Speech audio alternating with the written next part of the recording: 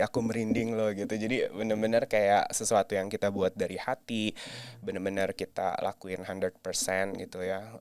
Yaitu pasti resultnya akan bagus gitu. Iya, benar-benar. Jadi bisa ibaratnya kayak you put your soul gitu kan di Yes, dalam yes. dress itu, akhirnya Ya. pun juga pas di presentasiin juga jadinya lebih alive ya. Iya, betul. Menarik sekali. Mhm. Tidur gak sih?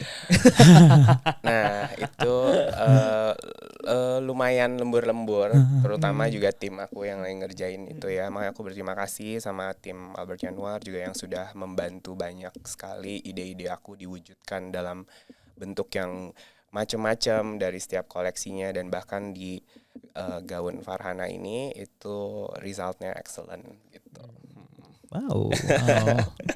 Terus rasanya apa pada saat announcement gitu kan? Best Oh. gown. Oke, jadi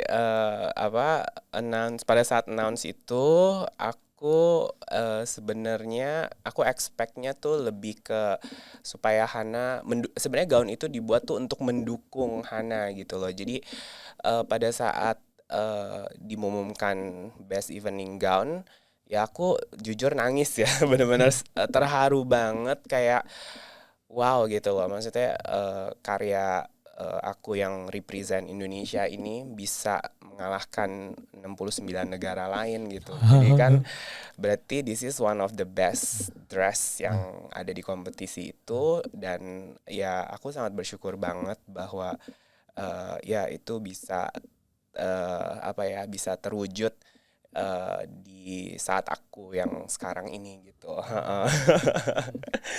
Soalnya aku kadang sebagai desainer kan ada sometimes suka merasa insecurity gitu. Aku kadang merasa kayak apakah desain aku good enough gitu to represent the person yang aku bikinin gitu, dan turns outnya ya bisa dapat the best evening gown gitu. Wow, sekali lagi congratulations. Terima kasih. Amazing. Terima Amazing kasih. work. Itu Yes. sangatlah inspirasional. Yes, betul. Terima kasih juga buat Yayasan Putri Indonesia ya tentunya, yang sudah mempercayakan aku dan sudah berkolaborasi selama ini dari mungkin tahun 2011 ya. Aku udah mulai diminta untuk sponsorin para finalis-finalisnya di ajang Putri Indonesia. Terus sempat Miss Universe datang ke Indonesia juga aku dress up mereka gitu. Ya aku bersyukur aja deh dengan apa yang sekarang aku ada, tinggal gimana caranya ngembangin terus bakat-bakat yang talenta yang aku punya untuk bisa lebih lagi membanggakan Indonesia di mata dunia. Amin. Wow. Itu enggak sih? Itu kita punya satu kesamaan, ya Yes, kan? Jadi kayak betul. misalnya tadi kan cerita kalau karakternya dari Albert Januar sendiri tuh emang suka nih bikin dress-dress yang Yes, transformasi. betul. Tadi diceritain juga tentang kenapa sih butuh transformasi, ya nggak sih? Nah, sedangkan kalau Perdam sendiri, kita tuh memang punya program namanya Ready Transformation. Oh gitu, seru. Jadi memang ada kesinambungan ya antara fashion sama bentuk postur badan ya. Betul. Ya kan, jadi kayak transformasi itu benar-benar ya berubah menjadi ke arah yang lebih baik dan menjadi inspirasi juga. Jadi ya once kita itu kayak bertransformasi, walaupun mungkin hasilnya belum maksimal, tapi at least kan ada sebuah progress. Ya kan. Yes, itu Dan yang dimana tuh orang-orang tuh bisa tetap keep on going dan melakukan perubahan yang terbaiknya mereka, ya kan. Dan betul. ya itu dia 100% itu bekerja dari hati, pasti hasilnya juga akan maksimal. Betul. Ini podcast apa nih, motivasi? Ini adik-adik yang lagi nonton di YouTube dengerin ya. Kerja pakai apa? Pakai apa kerjanya? Hati kan. Hati Koko. Ya. Yes. Kerja harus pakai hati. Nah, speaking of bekerja dari hati. Ya. Gimana sih manage your time? Karena kan ibaratnya kita tahu sendiri seorang Albert Januar, fashion line-nya itu punya banyak variasi.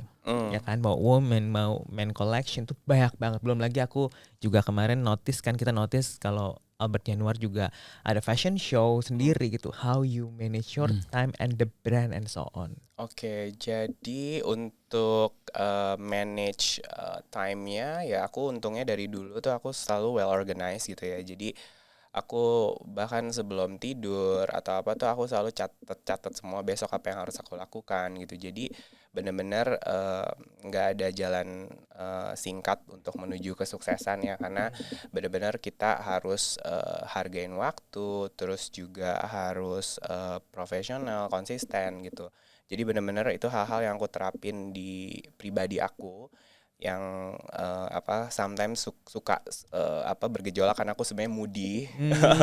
Tapi karena aku untungnya aku belajar untuk bertanggung jawab, profesional.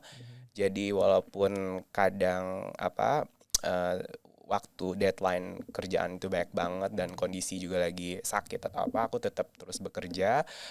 Tapi aku juga berterima kasih sama keluarga aku juga, sama tim aku, karena mereka yang selalu dukung aku dari awal 18 tahun lalu ya. Aku udah berkarir segitu lama.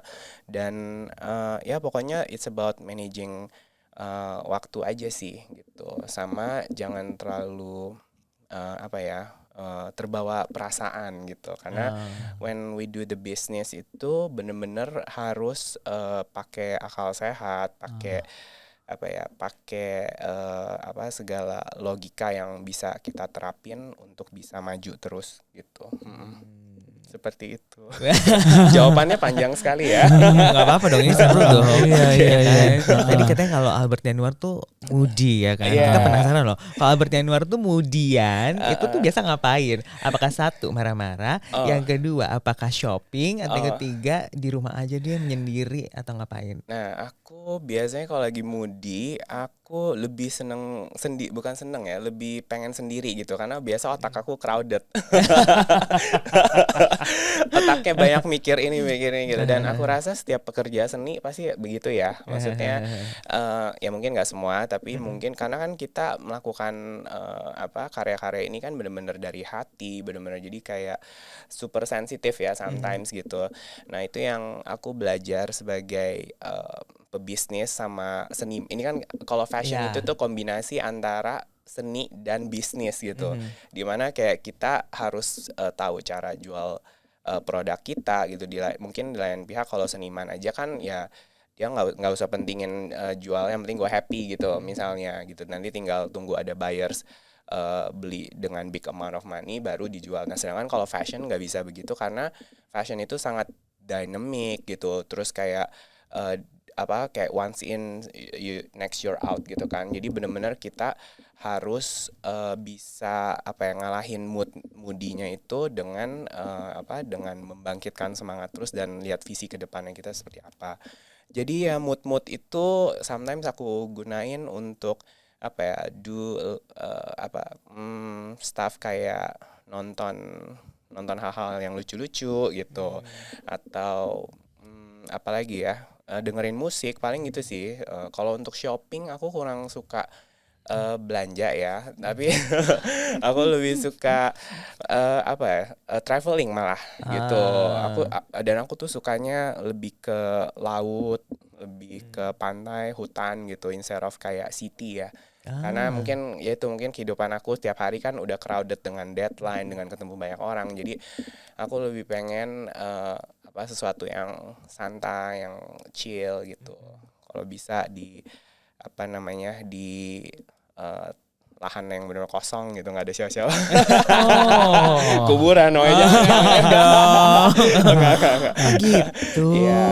Wow. Makanya sebenarnya kecintaan aku sama Indonesia itu juga bukan kayak cuman aku omongin dan di translate ke baju, tapi benar-benar karena aku tuh benar-benar sangat suka sekali dengan Indonesia secara pemandangan gitu. Bahkan aku ya sering mengunjungi tempat-tempat kayak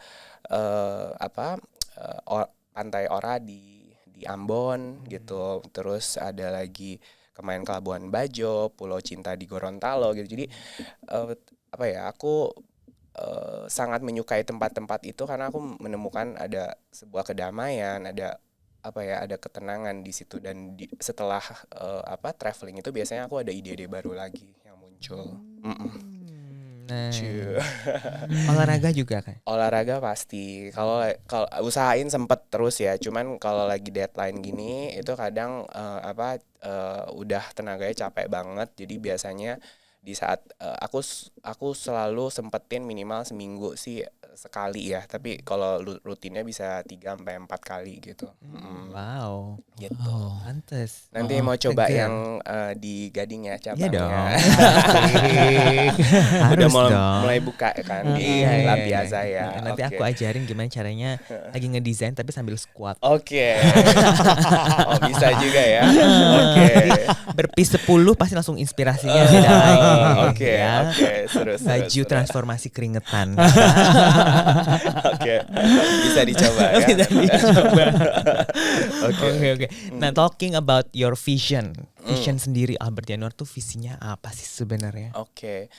Jadi visi aku ini sebenarnya aku pengen bikin aspirational brand gitu, dimana di Indonesia ini aku lihat belum banyak ya yang bisa mencapai ini. Dimana tuh aku pengen bikin bukan cuman ada satu line misalnya di gaun pengantin doang, tapi ada gaun koktail untuk wanita, pria, anak-anak gitu. Bahkan aku sekarang juga punya satu line untuk seragam ya, uniform.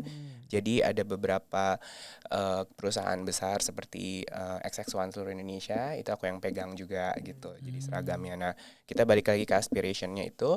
Jadi kenapa aku pengen bikin ini, karena aku melihat kayak kebutuhan manusia itu kan di pakaian itu banyak dan luas, dan aku pengen bikin loyal customer di mana mereka tuh bisa bernafas dengan karya aku, mulai misalnya mereka perlu baju ready to wear hari-hari ada, terus untuk koktail ada, even ke yang sekarang udah terwujud itu kan yang custom design untuk pengantin, mama pengantin, sisternya. Jadi semua customer ini bisa tampil elegan, tampil keren gitu menggunakan rancangan aku gitu. Amin, luar biasa. Wow. Ini benar-benar inspirasional ya kita obrolan podcast kali ini. Makasih. Sukses terus ya untuk Iya. Koko Albert Januar. Makasih. Sukses. Sukses dinantikan koleksi selanjutnya, karya-karya selanjutnya, maha karya. Iya, masterpiece. Masterpiece. Bukan paha karya ya. Kalau paha karya ada di Paradigm ya. Kita latih paha-paha kita. Oke, yang dilatih ya. Oke. Thank you. Thank you. Nah, buat Paradigm People, thank you so much for watching and listening.